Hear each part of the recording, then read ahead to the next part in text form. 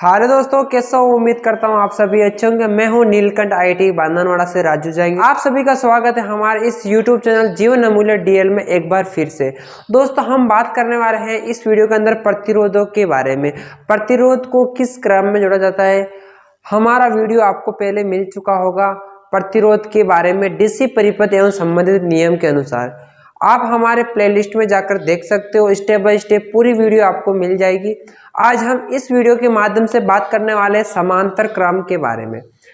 पहला जो क्रम होता है जो होता श्रेणी क्रम, जो मैंने आपको बता दिया है श्रेणी क्रम किस तरह से होता है, उसकी वैल्यू हम कैसे निकालते हैं। और आज हम बात करने वाले हैं समांतर क्रम के बारे में।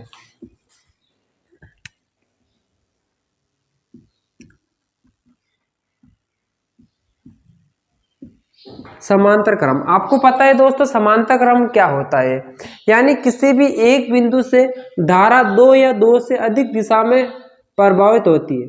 धारा दो या दो से अधिक दिशा में प्रभावित होती है, जिसे समांतर क्रम कहते हैं। ठीक है,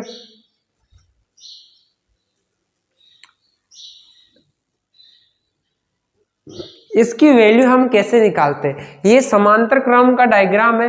ठीक है, इसकी वैल्यू कैसे निकालते, यदि आपके सामने कोई क्वेश्चन आ जाता है कि किसी परिपथ में दो प्रतिरोध क्रम से R1 R2 50-100 ओम में समांतर क्रम में संयोजित है, 220 वोल्टेज सप्लाई के साथ संयोजित किया गया है, तो आप उसका तुल्य प्रतिरोध और विभवांतर साथ साथ उसकी विद्युत धारा आपको बतानी होती है। तो जानते हैं कि हम आज इस वीडियो के माध्यम से किस तरह से आप उसकी विद्युत धारा और तुल्य प्रतिरोध आप बता सकते हो।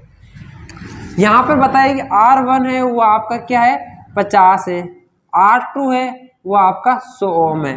तो आपको पता जो प्रतिरोध जो R से दर्शाते हैं रेजिस्टेंस को, उसके बाद R1 हमारे को दे रखा 50 और R2 हमारे को दे रखा है 100 ओम। ठीक है, इसके पीछे आपको ओम लगाना है क्योंकि जो रेजिस्टेंस होता है उसको ओम में मापा जाता है। ठीक है, उसके बाद आपको पता है इसको एक तो हमें क्या करना है तुल्य प्रतिरोध, और दूसरा आपको याद करना है इसके अंदर विद्युत धारा, और तीसरा आपको याद करना है वोल्टेज। ये आपको तीनों चीज याद करनी है। इस क्वेश्चन के अनुसार आपको एग्जाम में केवल एक ही क्वेश्चन दिया जाएगा और एक चीज आपसे पूछी जाएगी।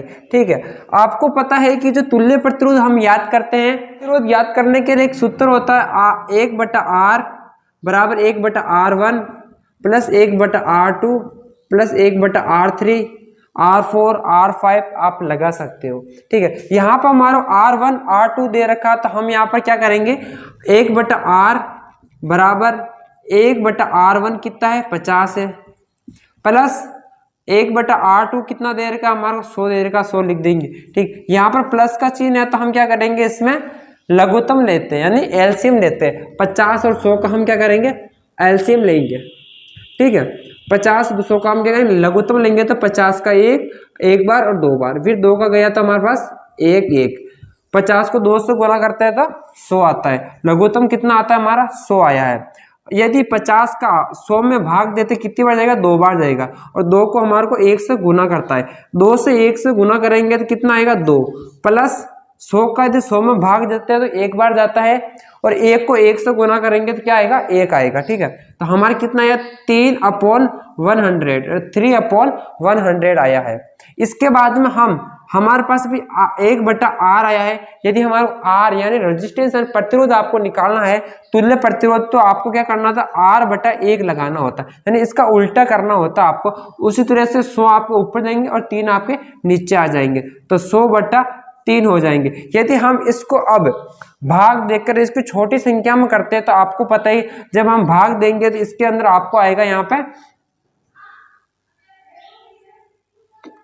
जब हम भाग देंगे तो इसमें 3 का भाग देते हैं 100 में तो 3.33 इसका आंसर आने वाला है। ये क्या है हमारा प्रतिरोध है। ठीक है, तुल्य प्रतिरोध आया है ये हमारे पास। ठीक है, ये हो हमारा तुल्य प्रतिरोध। याद करने के लिए हम इस तरह से इस सूत्र का यूज करके हम तुल्य प्रतिरोध हम निकालते हैं। ठीक है, उसी तरह से अब हम याद करते हैं विद्युत धारा क्या है।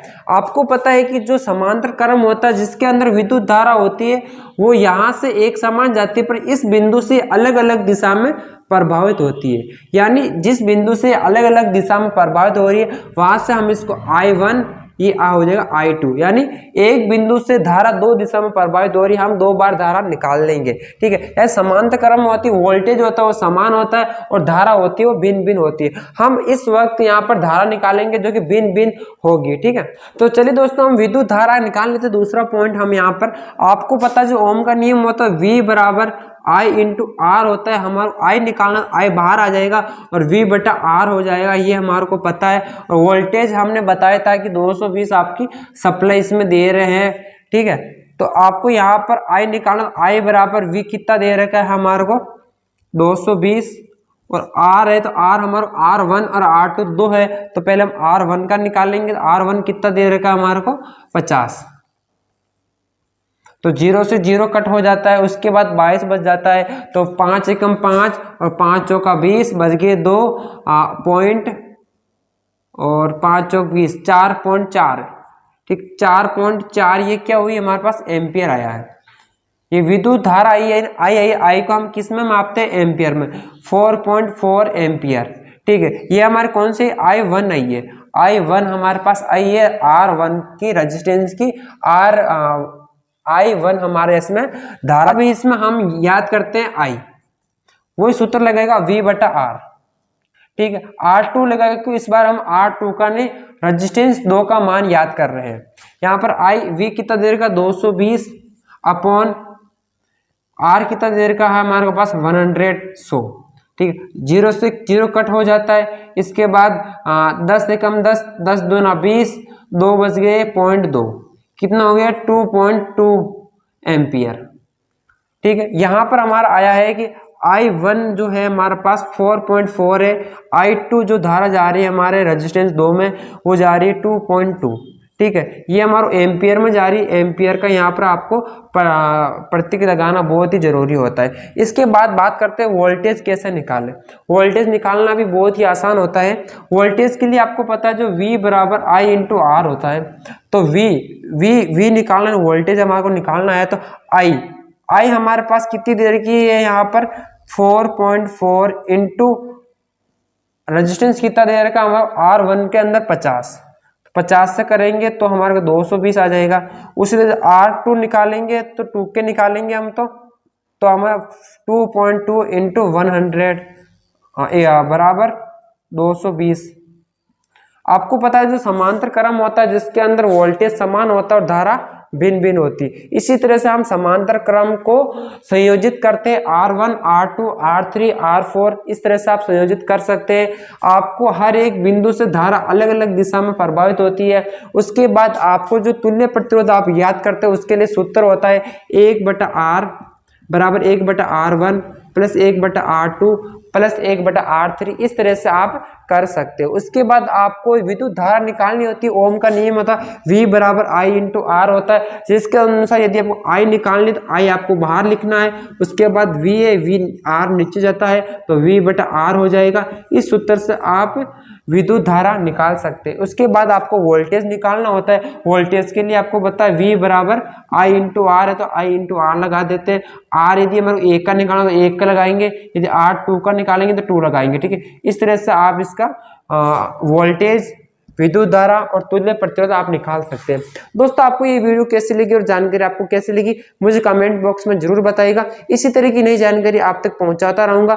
चैनल पे पहली बार आए तो चैनल को सब्सक्राइब कीजिए और साथ ही बेल आइकन जरूर दबा दीजिएगा। इसी तरह की नई जानकारी आपको अपने मोबाइल फोन में सबसे पहले मिल सकती है।